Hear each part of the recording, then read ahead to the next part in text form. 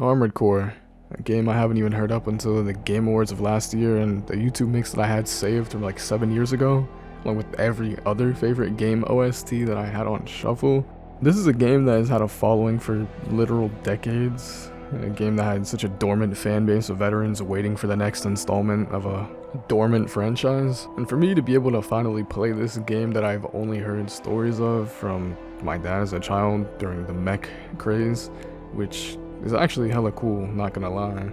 I was definitely expecting just your usual, I don't know, fighting arena type of game, boss rush, and I'm not gonna lie, I was left mind blown in the 23-hour playthrough that I had, the first playthrough, mind you. I don't even know what to start off with, so I guess I'll just begin with the actual mechs and the customization.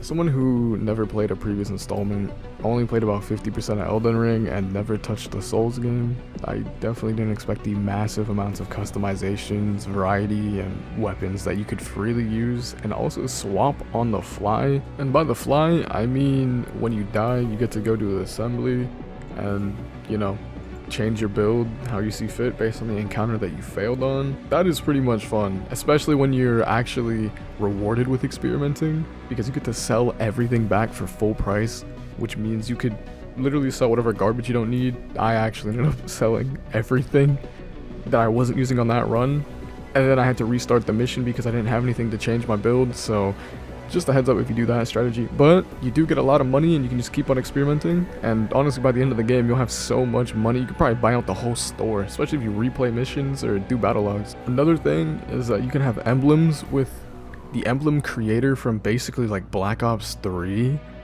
the best Black Ops franchise, by the way. But that was absolutely amazing to stamp whatever emblem, on top of the fact that you can also upload images. So you can literally have people running around with memes, like literally attached to them, because I don't know who doesn't want to oh my god, who doesn't want to run memes in the middle of a fight, you know? Next up, and maybe I'm kind of an idiot, but it's the story. I was a little confused for a while, I won't lie, but this is the type of story that doesn't exactly scream it to you in your face. However, it does start you off as, you know, just a mercenary that shows up on a planet that's honestly ruled by multiple different corporations, and you're just a mercenary. No good guy, no bad guy. And eventually the story did kick in, like, it made sense. And I even had to brush up on my logs, watch some briefings over again, and honestly, I didn't know that the trailer kind of had some story elements in it to explain what you're doing.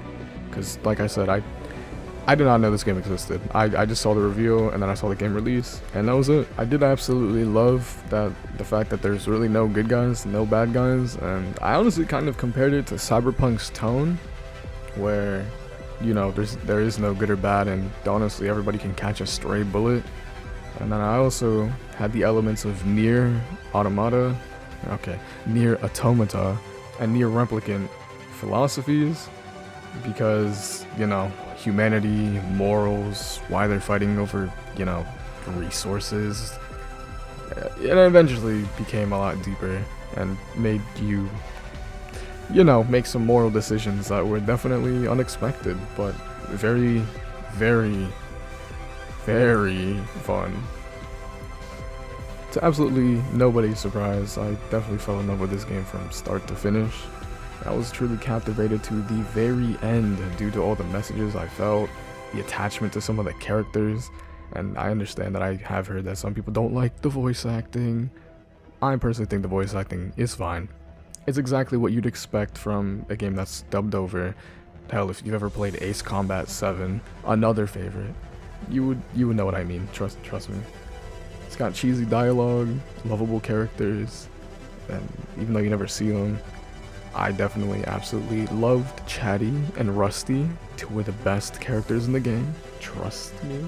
There was a point where I quite literally, maybe I'm a crybaby, but I had tears in my eyes in the middle of one of the finale fights.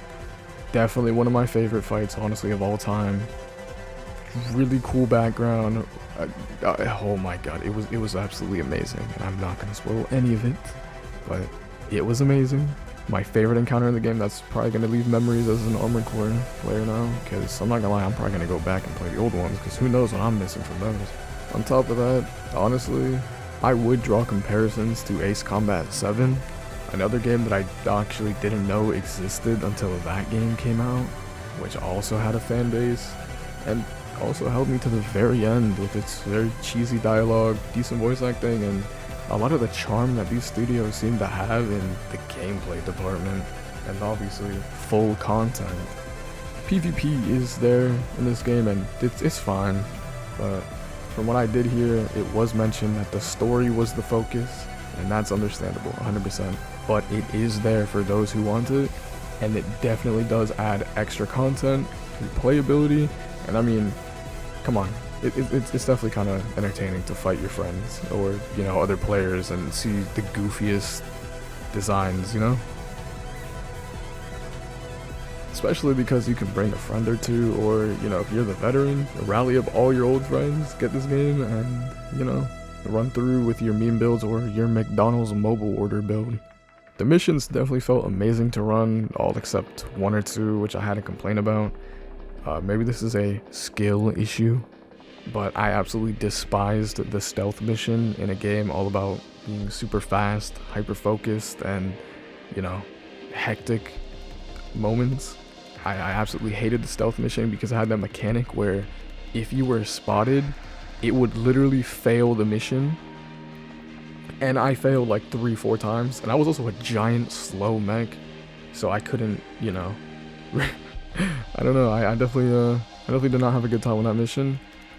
And obviously the biggest complaint that I see online, the finale of chapter 1, Balteus. This is a skill issue, obviously, get good. However, because you don't have all your gear yet, and his hypermobility was absolutely unexpected, and like I said, I've never had an encounter that go this balls to the wall before. I've never even seen it done in a game. Usually it's like it literally plays out like those scenes in anime where you see the fastest hyper moving battle and it looks insanely cool. This is the literal embodiment of gameplay. You get to be that scene, that character. It was so unexpected that honestly, it's very rewarding when you pull it off, because you literally just played out one of those scenes that honestly, you kind of would wish you had a crowd watching you play, because it is extremely cool to watch. It is a spectacle. And that is chapter 1. Chapter 1's boss. Not even the rest that kind of blow him out of the water. Especially with the music department.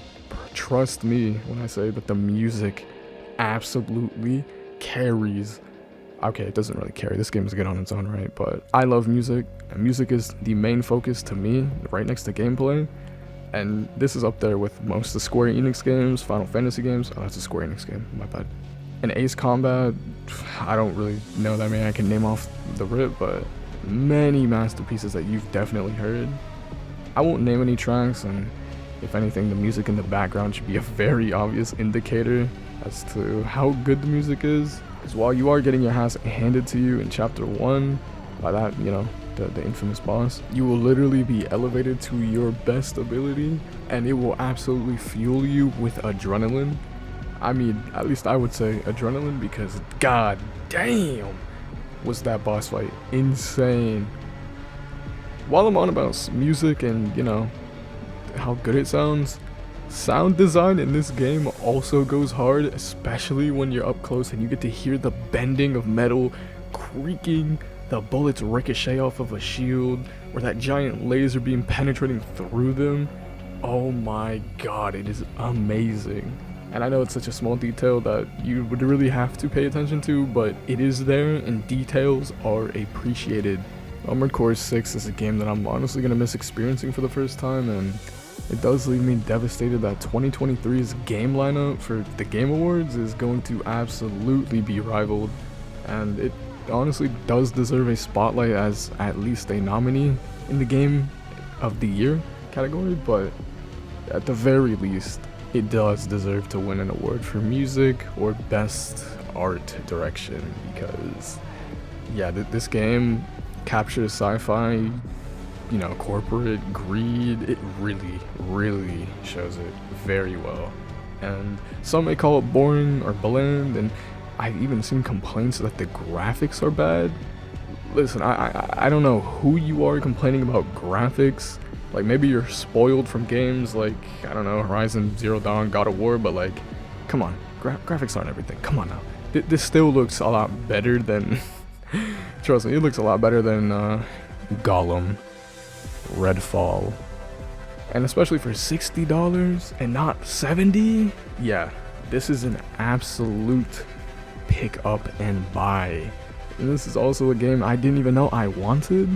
And honestly, I'm even happier that Elden Ring really did probably help to produce this game for, you know, veterans and newcomers, especially in an age where corporate greed kind of takes over games.